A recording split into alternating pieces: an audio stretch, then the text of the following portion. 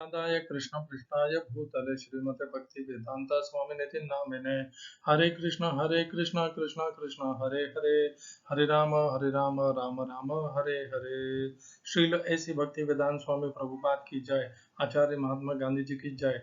भगवद गीता 2020 में आपका स्वागत है। आज की श्लोक संख्या 14वें अध्याय का 18वां श्लोक है।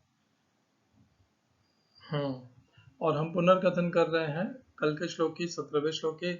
सत्वात् संजायते ज्ञानम रजसो लोभ एव च प्रमाद मोहौ तमसः भवतो अज्ञानमेव च। हमने कल इसकी चर्चा करते हुए ये जाना कि सत्वगुण से ज्ञान की वृद्धि होती है या ज्ञान की उत्पत्ति होती है, रजोगुण से लोभ की उत्पत्ति होती है और तमोगुण से प्रमाद, मोह और अज्ञान, इन तीनों की उत्पत्ति होती है।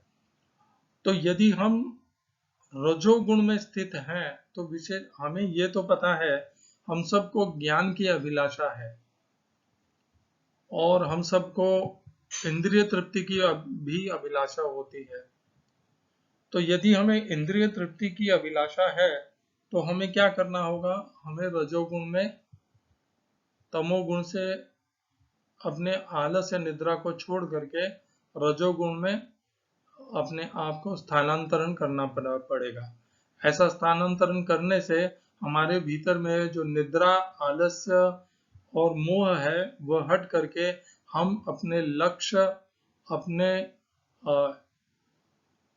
के प्रति जागरूक होंगे, सतर्क होंगे, समर्पित होंगे और उसे पाने के लिए प्रयत्नशील भी होंगे।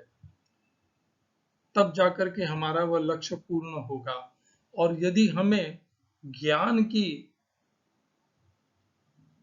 आकांक्षा है तो वह हमें रजोगुण में नहीं मिलेगा। ज्ञान पाने के लिए हमें अपने भीतर जो विषय वस्तु और पदार्थ के प्रति लालसा है, कामना है, भोगने की इच्छा है, इनको शांत करना होगा और स्थिर, सम और तटस्थ हो करके केवल धर्मयुक्त कर्म को, पुण्य कर्मों को करना होगा। पाप, अधर्म, विकर्म, इन सब से पूर्णतया अपने आप को बचाना होगा, हटाना होगा, छुड़ाना होगा। तब जाकर के हम धीरे धीरे रजोगुण से सत्वगुण में स्थानांतरण होंगे और सतोगुण में स्थानांतरण होते होते हमारे भीतर भगवान की कृपा से ज्ञान की वृद्धि होगी। हम समझ पाएंगे कि क्या करना है, क्या नहीं करना है, क्या योग्य है, क्या अयोग्य है, क्या पाप है, क्या पुण्य है, और हमें अपने आप को कैसे रोकना है पाप से, और कैसे अपने आप को पुण्य में परिवर्तित करना है, इंद्रियों का कैसे नियंत्रण करना है, यम नियमों का कैसे पालन करना है, और जो हम पहले नहीं कर पा रहे थे वह सब अब हमारे लिए संभव हो जाएगा। तो जैसे हम तमोगुण में थे तो हम इंद्रियों को से ना तो कुछ कर पा रहे थे और रजोगुण में थे तो इंद्रियों के समक्ष विवश हो जा रहे थे। अब हम इंद्रियों को सत्व गुण में नियंत्रित भी कर पाएंगे और उनके आगे विवश भी नहीं होंगे। हम वही करेंगे जो पुण्य है, धर्म है और जो करना अनिवार्य है। तो इस प्रकार हमारे कर्म, हमारा स्वभाव परिवर्तित होता जाता है। हमें एक गुण से दूसरे गुण में स्थानांतरण करने के लिए अपने आप को ही बदलना होता है। ये गुण नहीं हमें बदलेंगे, हमें अपने ऊपर कार्य करना होता है और प्रयत्न करना होता है। तब जाकर के हम तमोगुण से रजोगुण, रजोगुण से सत्वगुण में परिवर्तित होते हैं। जैसे ही हमें मनुष्य देह प्राप्त होती है और कर्म भूमि, ये मृत्यु लोक, कर्म लोक प्राप्त होता है, तो एक बात तो निश्चित है कि हम में रजोगुण है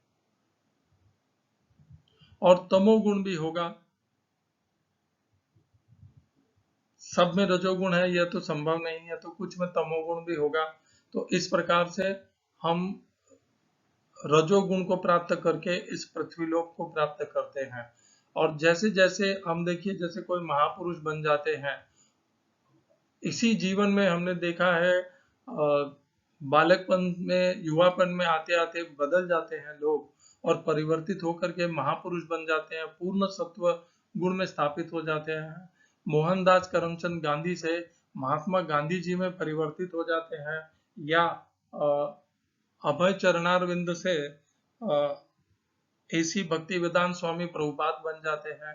तो ये जो परिवर्तन होता है ये इसी जीवन में होता है। हम रजोगुण से के साथ में इस कर्मलोक में उत्पन्न होते हैं, और यहाँ पर हम अपने आप पर प्रयत्न करके सतोगुण को विकसित करते करते रजोगुण और तमोगुण को पार करके सत्वगुण को भी अंत में पार करके गुणातीत बन जाते हैं। जैसे महात्मा गांधी हैं, जैसे ऐसी भक्ति वेदांत स्वामी प्रभुपाद हैं, गुणातीत बन जाते हैं। और जैसे ही गुणातीत बन जाते हैं तो पुनः ना तो इस कर्मलोक में आना पड़ेगा, ना उच्चतम लोकों को प्राप्त करेंगे, और अधोलोकों को या नीचे लोगों निम्न लोकों को तो प्राप्त करने की का प्रश्न ही नहीं उठता है। तो इस प्रकार हमें अपने ऊपर प्रयत्न करना होता है, और यही प्रयत्न भगवान हमें छठे अध्याय में बताते हैं। तो भगवान कहते हैं छठे अध्याय के छठे श्लोक में, बंधुरात्मात्मनस्तस्य येन आत्मैवात्मनः जितः अनात्मनस्तु शत्रुत्वे वर्ते आत्मैव शत्रुवत। तो भगवान कहते हैं वही अपना स्वयं का मित्र है जो अपने बुद्धि के द्वारा अपने मन और इंद्रियों को नियंत्रण कर लेता है। उद्धरेद आत्मना आत्मानम न आत्मानम अवसादये, और आत्मा को मन और बुद्धि को गिरने नहीं देता। आत्मै भी आत्मनो बंधु हो, वही उसका बंधु है। आत्मै वरपुर आत्मना, और जो नियंत्रित नहीं करता है वही मन और बुद्धि, वही मन और इंद्रियां उसके सबसे बड़े शत्रु बन जाते हैं। तो इस प्रकार हमें निरंतर प्रयत्नशील होकर के अपना मित्र बनना है, बंधु बनना है, अपने आप को ऊपर उठाना है सतोगुण, और सतोगुण से भी पार होकर के गुणातीत के लिए प्रयत्न करना है। और यदि हम ऐसा नहीं करेंगे, हम मन इंद्रियों के वश में रहेंगे, तो हम अपने सबसे बड़े शत्रु हैं, और निरंतर रजोगुण कर्म के फलों में और तमोगुण में हमारा प्रगति बढ़ती ही जाएगी निरंतर, और उसे कोई हम रोक नहीं पाएंगे। ये तीनों नरक के द्वार है। काम क्रोधस तथा लोभः त्रिविधम नरकस्येदं द्वारम नाशनम आत्मनः काम क्रोधस तथा लोभः तस्मादेतत्त्रयं त्यजेत। 18वें अध्याय में भगवान कहते हैं लोभ जो है वो नरक का द्वार है। तो हमें रजोगुण से अपने आप को ऊपर उठाना है, क्योंकि ये नरक का द्वार है लोभ। आज की श्लोक संख्या 8, 14वें अध्याय का 18वां श्लोक।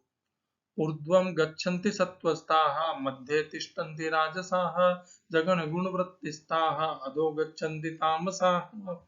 हिंदी अनुवाद गीता यथारूप श्रील प्रभुपाद। सतोगुणी व्यक्ति क्रमशः उच्च लोकों को ऊपर जाते हैं, और रजोगुणी इसी पृथ्वी लोक में रह जाते हैं, और जो अत्यंत गर्हित तमोगुण में स्थित हैं वे नीचे नरक लोकों को जाते हैं। Those situated in the mode of goodness gradually go upward to the higher planets. Those in the mode of passion live on the earthly planets, and those in the mode of ignorance go down to the hellish planets. Gita as it is स्वामी प्रभुपाद। इस श्लोक में प्रयोग किए गए संस्कृत शब्दों के अर्थ हैं ऊर्ध्वम ऊपर, गच्छन्ति जाते हैं, सत्वस्थाः सतोगुण में स्थित जो हैं, मध्य में तिष्ठन्ति रहते हैं, राजसा जो रजोगुणी है। दूसरी पंक्ति जघन्य गर्हित गुणवृत्ति ही, गुण नहीं रह गया यहाँ पे, गुण छूट गया है, गुणवृत्ति ही, जिनकी वृत्तियां और व्यवसाय हैं। वृत्तिस्थाः अधो नीचे, निम्न गच्छन्ति जाते हैं, तामसाः तमोगुण वाले। इस श्लोक का तात्पर्य गीता यथारूप स्वामी प्रभुपाद के द्वारा। इस श्लोक में तीनों गुणों के कर्मों के फल को स्पष्ट रूप से बताया गया है। ऊपर के लोकों या स्वर्ग लोकों में प्रत्येक व्यक्ति अत्यंत उन्नत होता है। जीवों में जिस मात्रा में सतोगुण का विकास होता है उसी के अनुसार उसे विभिन्न स्वर्ग लोकों में भेजा जाता है। सर्वोच्च लोक सत्यलोक या ब्रह्मलोक है, जहाँ पर ब्रह्मांड के प्रधान व्यक्ति ब्रह्मा जी निवास करते हैं। हम पहले ही देख चुके हैं कि ब्रह्मलोक में जिस प्रकार जीवन की आश्चर्यजनक परिस्थिति है उसका अनुमान करना कठिन है, तो भी सतोगुण नामक जीवन की सर्वोच्च अवस्था हमें वहां तक पहुंचा सकती है। रजोगुण मिश्रित होता है, यह सतोगुण तथा तमोगुण के मध्य में होता है। मनुष्य सदैव शुद्ध नहीं होता, लेकिन यदि वह पूर्णतया रजोगुणी हो तो वह इस पृथ्वी पर केवल राजा या धनी व्यक्ति के रूप में रहता है, लेकिन गुणों का मिश्रण होते रहने से वह नीचे भी जा सकता है। इस पृथ्वी पर रजो या तमोगुणी लोग बलपूर्वक किसी मशीन के द्वारा उच्चतर लोकों में नहीं पहुंच सकते। रजोगुण में इसकी संभावना है कि अगले जीवन में कोई प्रमत्त हो जाए। यहाँ पर निम्नतम गुण तमोगुण को अत्यंत गर्हित जघन्य कहा गया है। अज्ञानता तमोगुण विकसित करने का परिणाम अत्यंत भयावह होता है। यह प्रकृति का निम्नतम गुण है। मनुष्य योनि से नीचे पक्षियों, पशुओं, सरीसृपों, वृक्षों आदि के 80 लाख योनियां हैं, और तमोगुण के विकास के अनुसार ही लोगों को ये अधम योनियां प्राप्त होती रहती हैं। यहाँ पर तामसा शब्द अत्यंत सार्थक है। यह उनका सूचक है जो उच्चतर गुणों तक ऊपर न उठकर निरंतर तमोगुण में ही बने रहते हैं। उनका भविष्य अत्यंत अंधकारमय होता है। तमोगुणी तथा रजोगुणी लोगों के लिए सतोगुणी बनने का सुअवसर है। यह कृष्ण भावनामृत विधि से मिल सकता है, लेकिन जो इस सुअवसर का लाभ नहीं उठाता वह निम्नतर गुणों में बना रहेगा। ओम अज्ञानतिमिरन्धस्य ज्ञानाञ्जनशलाकया चक्षुरुन्मिलितं येन तस्मै श्रीगुरुवे नमः। एकम शास्त्रम देवकीपुत्र गीतम, एक ही शास्त्र भगवान कृष्ण के द्वारा दी गई भगवत गीता। एको देवो देवकी पुत्र एवं एक ही भगवान श्री कृष्ण। एको मंत्र तस्य नामानि, यानी एक ही मंत्र भगवान के नाम का हरिनाम मंत्र। कर्मापेकम तस्य देवस्य सेवा, अपने कर्मों के द्वारा भगवान कृष्ण की निरंतर सेवा।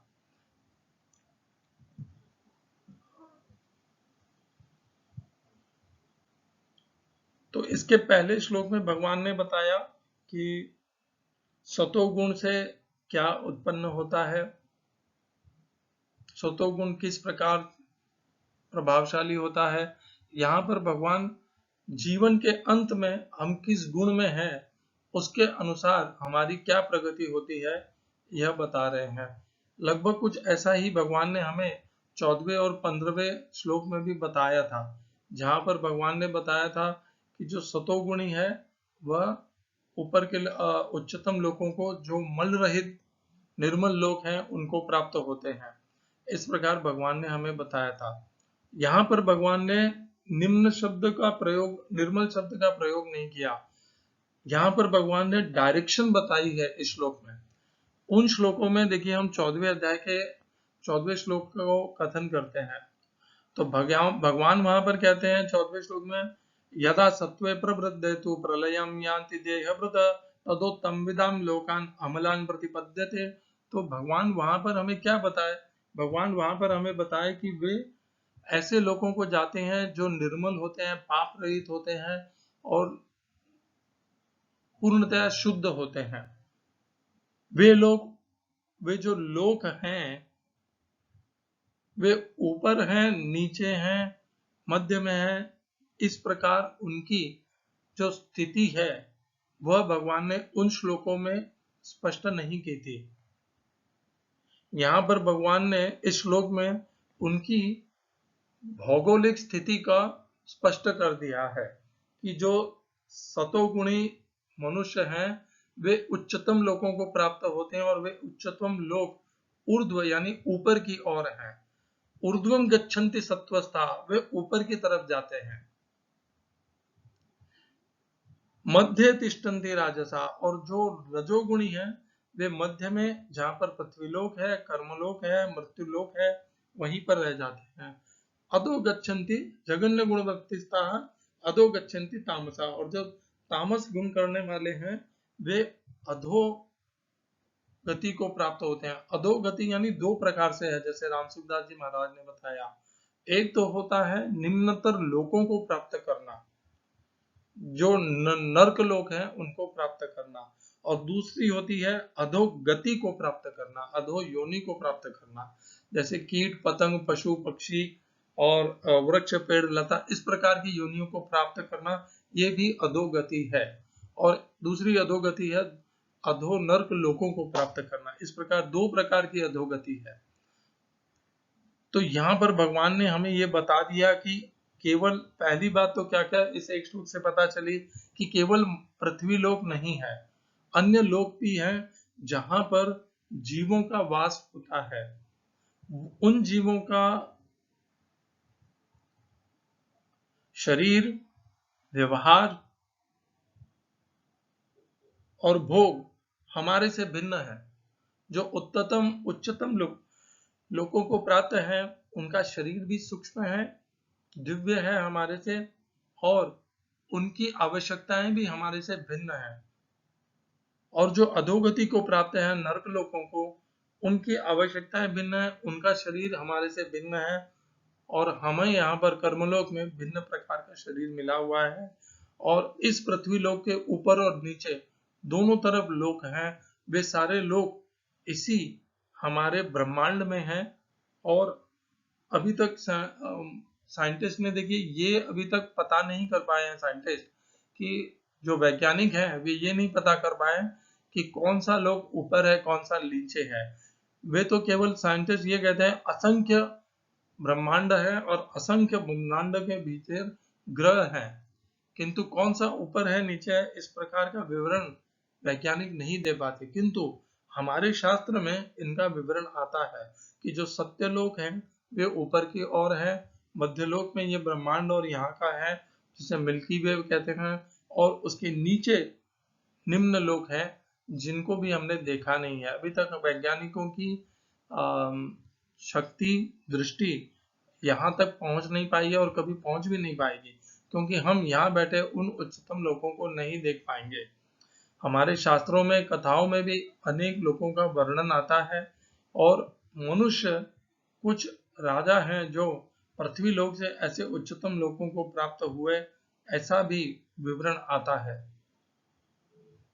कुछ महर्षि गण भी प्राप्त हुए। स्वयं विश्वामित्र राजा इंद्र के स्वर्गलोक में जाते थे, और वहीं से उन्होंने राजा हरिश्चंद्र के, जब बृहस्पति देव ने कहा, तब उन्होंने ही, विश्वामित्र ने ही स्वर्गलोक में बैठ करके वहां पर निवास करते हुए राजा हरिश्चंद्र की परीक्षा ली थी, कठोर और कठिन परीक्षा ली थी, और राजा हरिश्चंद्र उस परीक्षा में उत्तीर्ण हुए थे। उत्तीर्ण कहना भी सही नहीं होगा, उससे ज्यादा हुए थे। एकदम निष्कलंक, स्वच्छ, दोष रहित निकल गए थे, पार कर गए थे उसको। तो इस प्रकार हमारी कथाओं में भी अन्य अन्य लोगों का वर्णन आता है, जो ऊपर भी हैं, नीचे के लोगों का भी वर्णन आता है उनमें। तो ऐसे हमारे कथाओं में भी आता है, और यहाँ पर इस श्लोक से भी उसकी पुष्टि मिलती है। हमें इससे क्या सीखना है? हमें अपने आप को सजग करना है, नीचे के लोगों की तरफ नहीं जाना है, अपना मित्र बनना है, तामसिक और रजोगुण को त्याग करके उन पे विजय प्राप्त करके अपने आप में परिवर्तन लाना है, परिवर्तन ला करके सतोगुण में स्थित होना है, और धीरे धीरे सतोगुण को परिपालांग करके गुणातीत की अवस्था को प्राप्त करने की चेष्टा करनी है। क्योंकि जैसे ही हम गुणातीत हो जाएंगे, तब हम स्वयं भगवान श्री कृष्ण के इस ब्रह्मांड के दूसरी ओर जो भगवान का नित्य धाम है, उस धाम को प्राप्त कर लेंगे। भगवान भगवत गीता में वैज्ञानिकी ज्ञान भी देते हैं, भौगोलिक ज्ञान भी देते हैं, और यह श्लोक भौगोलिक ज्ञान के लिए है, वैज्ञानिक ज्ञान के लिए है, भगवान की विशाल सृष्टि के बारे में जानने के लिए है कि भगवान कितने प्रकार के लोक बना सकते हैं, उच्च लोक, मध्य लोक और निम्न लोक। भगवान कितने शक्ति संपन्न हैं और कितनी विविधता से वे लोकों का निर्माण कर सकते हैं और जीवों का निर्माण कर सकते हैं, जीवों को शरीर प्रदान कर सकते हैं भिन्न भिन्न सूक्ष्मता के साथ में। हरे कृष्णा। तो हम इस श्लोक को जोड़ेंगे सबसे पहले तो 8वें अध्याय के 5वें श्लोक के साथ, जहां पर भगवान कहते हैं, अंत काले च मामेव स्मरन् मुक्त्वा कलेवरम् यः प्रयाति तम् समद्भावम् याति नास्तत्र संशयः। तो भगवान कहते हैं कि मनुष्य अंत काल में जिस जिस भाव का स्मरण करता है, हुए शरीर को त्यागता है, वह उसी उसी भाव को प्राप्त होता है। हम अंत काल में किस भाव को प्राप्त करेंगे यह निश्चित करता है हमारे जीवन में हमने किस प्रकार के कर्म किए हैं, किस प्रकार के भावों के साथ में हमने जीवन का व्यापन किया है और कितने हम निर्मल स्वच्छ या कठोर दुष्ट रहे हैं। उसके अनुसार हमारी अंत काल में स्मृति और इच्छा और स्मरण होगा और उसी स्मरण के अनुसार हमें अन्य शरीर भी प्राप्त होगा, अन्य योनि भी प्राप्त होगी और अन्य लोक भी प्राप्त हो सकते हैं। तो इस श्लोक में जिस प्रकार भगवान ने बताया है कि अंत काल में हम क्या स्मरण करते हैं उसके अनुसार हमें अगला शरीर प्राप्त होता है। और यहाँ पर 15वें अध्याय के 18वें श्लोक में भी भगवान ये कहते हैं कि इस शरीर को छोड़ने के बाद हम ऊर्ध्व भी जा सकते हैं, मध्य में भी स्थित रह सकते हैं और अधोगति को भी प्राप्त हो सकते हैं। तो तीनों ये संभव हैं और यह इस श्लोक में भी से है कि हमारा जैसा स्मरण होगा हम उस प्रकार स्थानांतरण करेंगे, लोक स्थानांतरण करेंगे। 14 का 14वां श्लोक जो हमने अभी पढ़ा था, यदा सत्वे प्रवृद्धेतु प्रलयम याति देहभृत तद उत्तम विदाम लोकान अमलान प्रतिपद्यते। इसी में भगवान ने स्पष्ट कहा कि यदि सत्व गुण की वृद्धि में हम इस शरीर को त्यागते हैं तो हमें मन रहित, पाप रहित, दोष रहित